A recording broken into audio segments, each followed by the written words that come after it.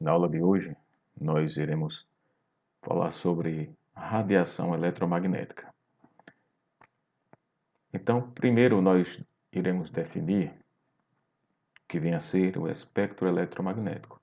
Então, o que é espectro eletromagnético? O espectro eletromagnético, a gente chama a toda a região, a todas as cores que abrange um determinado comprimento de onda ou frequência. Então, toda essa região aqui nós chamamos de espectro eletromagnético. Então, quando eu vou pegar apenas uma única parte desse espectro, um único intervalo entre, nesse caso aqui, os comprimentos de onda, nós chamamos de banda, canal ou região espectral, que corresponde ao intervalo desse espectro. Então, nós temos as regiões espectrais do raio-x, raio gama, raio cósmico e nessa parte aqui, o visível. Temos o visível, ultravioleta, infravermelho, micro-ondas e ondas de rádio. E isso aqui está tudo no valor de lambda, que é o comprimento de onda. Então, essas regiões nós chamamos de região espectral ou banda, ou canal. Como é uma onda representada por uma onda, então nós iremos definir a natureza de uma onda. Então, o que vem a ser uma onda?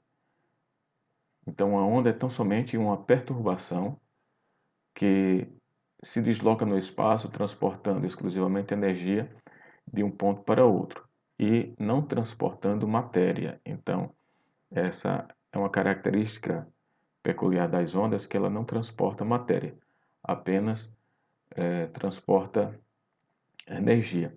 E nós podemos dividir essas ondas como sendo ondas mecânicas. Essas ondas mecânicas, elas precisam de um meio para se locomover, geralmente o ar ou mesmo a água, mas o certo é que elas precisam de um meio para se locomover. E temos as ondas eletromagnéticas. Essas ondas eletromagnéticas elas não precisam de meio para estarem se locomovendo. Então elas se locomovem no vácuo, que é o exemplo da luz, que é uma onda, e se locomove. Elas têm características que têm um campo elétrico e um campo magnético nelas. Nessas ondas mecânicas, elas não possuem esses tipos de campo elétrico nem magnético. Apenas a perturbação que é provocada nela e acontece o deslocamento delas. E aqui os elementos da onda, nós temos uma onda aqui, representando uma onda. Aqui está a direção de propagação dessa onda. E nós temos uma crista. A crista da onda representa o ponto mais alto da onda. E essa distância, desde esse centro que a onda ela se propaga por um ponto fixo, e nesse ponto aqui, que é a direção, o ponto máximo da crista, essa distância desde aqui, a parte que nós consideramos como zero, até o pico, que é a crista, nós chamamos de amplitude, essa distância. Esse ponto aqui é o ponto de repouso, onde ela passa aqui, né? E essa distância de uma crista a outra, nós chamamos de comprimento de onda.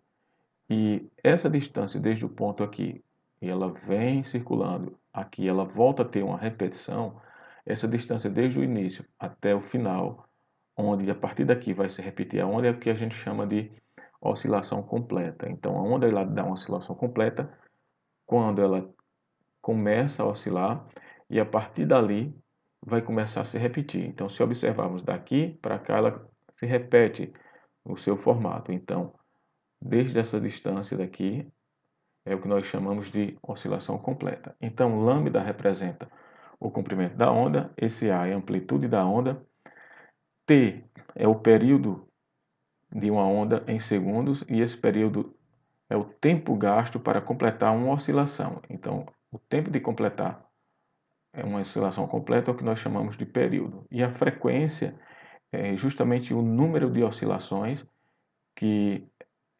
acontecem em apenas um único segundo. Então aqui nós temos a banda visível do espectro visível, que ela vai desde 400 nanômetros até 700. Essa é a região do canal visível. E algumas aplicabilidades aqui nós podemos ver a luz percebida pelos olhos. Então, de 390 a 450 aqui é a violeta, a azul, a verde, de 580 a 600 amarela, 600 a 650 laranja e o vermelho de 650 a 700 nanômetro. Tá? E nós observamos que nessa região de comprimento de banda entre 390 até 500 nanômetros, onde abrange as cores violeta e azul, é onde acontece a absorção pelas plantas. Do verde e o amarelo, que é de 500 a 600 nanômetros, acontece a reflexão e transmissão pelas plantas, e de 600 a 700 nanômetros acontece a absorção pelas plantas. Isso aqui no espectro visível ao olho humano.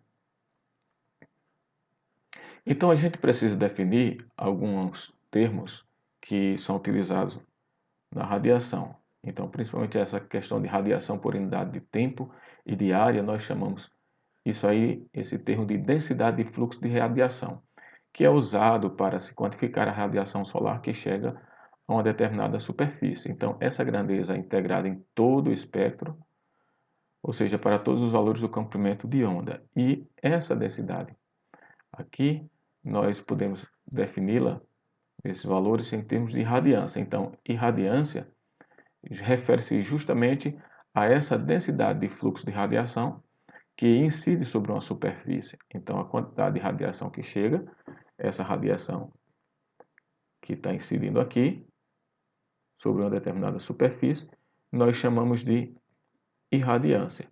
Veja que temos aqui uma superfície S e por uma determinada área e num determinado tempo. Então, esse aqui é o que nós chamamos de irradiância. Chamamos de emitância quando essa densidade de radiação de fluxo, essa densidade de fluxo de radiação, ou seja, é emitida por essa superfície, por uma superfície. Então, ela emite essa quantidade de radiação, que é a radiação emitida, então nós chamamos de emitância. Está aqui essa figura mostrando que tem uma determinada área, numa determinada superfície, num determinado tempo e emite uma energia. Então, isso aí é a emitância. Corpo negro, a gente costuma ver um corpo negro. Qual seria a definição física de corpo negro? A definição física de corpo negro é um objeto hipotético que absorve toda a radiação eletromagnética que nele incide. Então, nenhuma luz o atravessa e nem uma luz é refletida. Então, um corpo com essa propriedade, em princípio, não poderia ser visto. Daí o nome corpo negro. E esse corpo ele tem uma propriedade por ser especial, por ser possui uma absortância máxima, ou seja, ele é um absorvedor ideal, absorve toda a energia e também um emissor ideal, porque essa energia que ele absorveu toda, ele emite. Então, a esse corpo que tem essas características, nós chamamos de corpo negro. Então, o que mostra essa figura? Apenas um pequeno orifício e passando aqui a luz, adentrando esse orifício, a luz é refletida aqui dentro, mas ela não retorna, isso fazendo com que ela se perca aqui dentro, sem que haja reflexão externa. Apenas ela absorveu essa energia e essa energia que ela absorveu aqui vai ser emitida em forma de calor.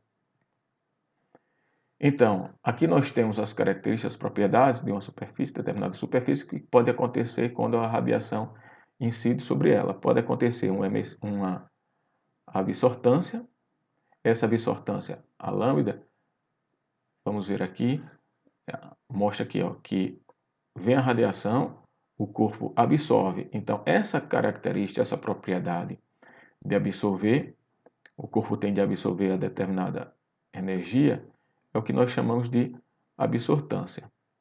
Então, quando essa superfície ela absorve e emite, toda superfície também ela vai emitir energia. Então essa emissão nós chamamos de emissividade, essa característica, essa propriedade de uma determinada superfície, uma determinada substância tem em emitir energia. Então chamamos de emissividade. E a absortância é de absorver. A reflectância ou refletância é de refletir. Então ela vem aqui, incide e reflete. Então lembrando que há uma diferença entre reflexão e espalhamento. No espalhamento eles não seguem a lei da reflexão. Então eles refletem em uma determinada posição aleatória. Então várias posições aleatórias. A lei da reflexão é esse ângulo θ1, que é de incidência, tem que ser igual ao ângulo de reflexão θ2. Então, para ser um raio refletido, tem que acontecer essa propriedade aqui. θ1 é igual a θ2. Então, R lambda. E transmissividade, o que é a transmissividade? A transmissividade é quando vem, atravessa o meio e passa para o outro lado. Então, veja aqui, um corpo que tem essas características tem uma transmissividade tal, que é essa letra grega tal, e nesse espectro que é definido. Então, a relação entre absortividade, reflectância e transmissividade, a soma desses coeficientes é igual a 1, onde esse coeficiente A é dado pela radiação absorvida dividido pela radiação incidente. O coeficiente de reflectância é dado pela radiação refletida dividido pela radiação incidente, e de transmitância, radiação transmitida dividido pela radiação incidente. E também o RI, que é a radiação incidente, vai ser igual à soma da radiação refletida, mais absorvida, mais a transmitida.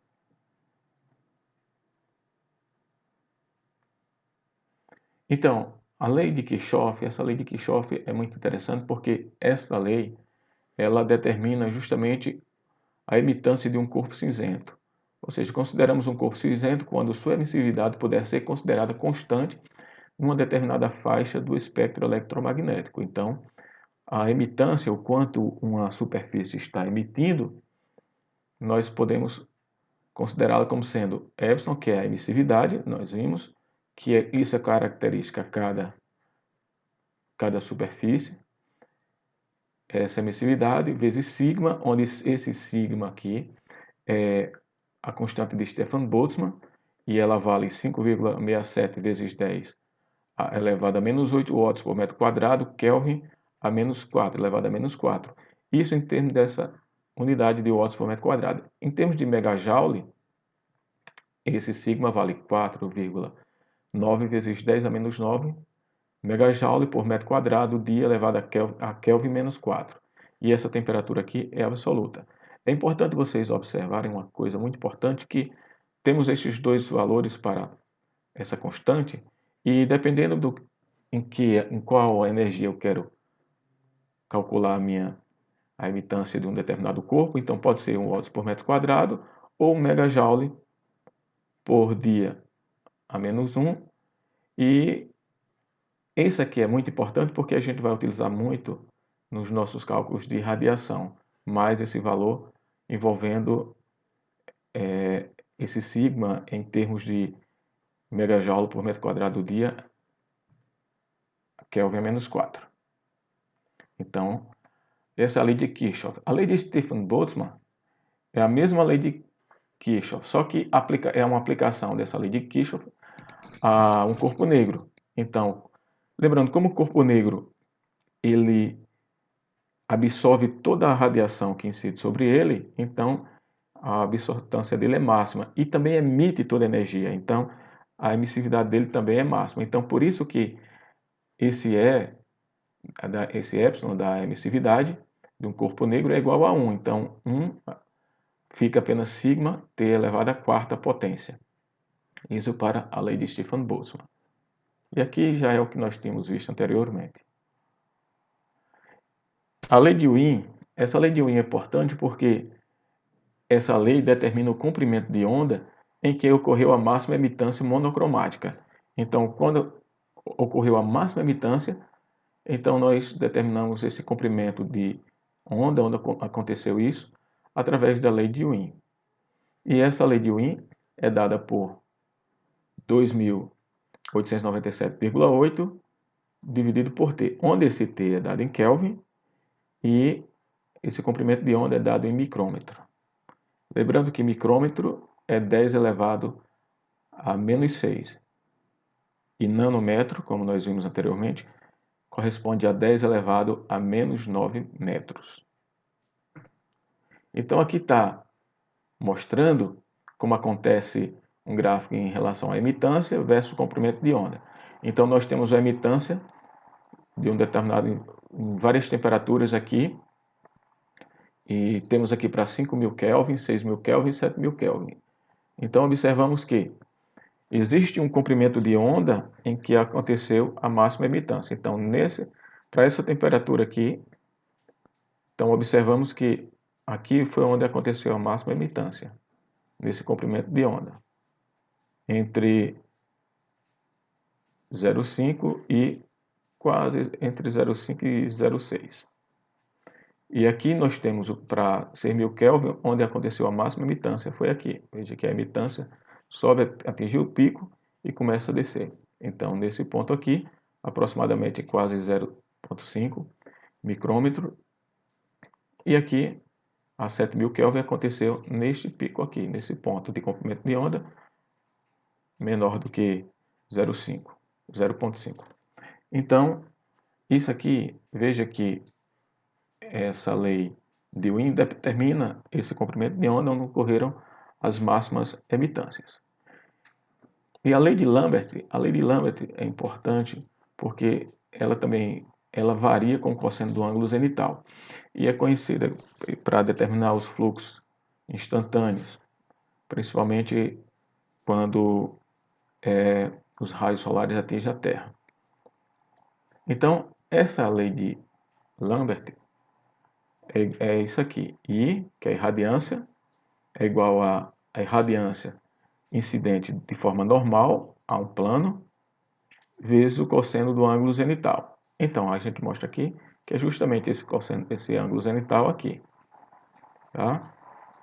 Então, isso aqui nós calculamos a irradiância por meio dessa lei do cosseno, lei de Lambert. Então, pessoal, isso é tudo. Até a próxima aula.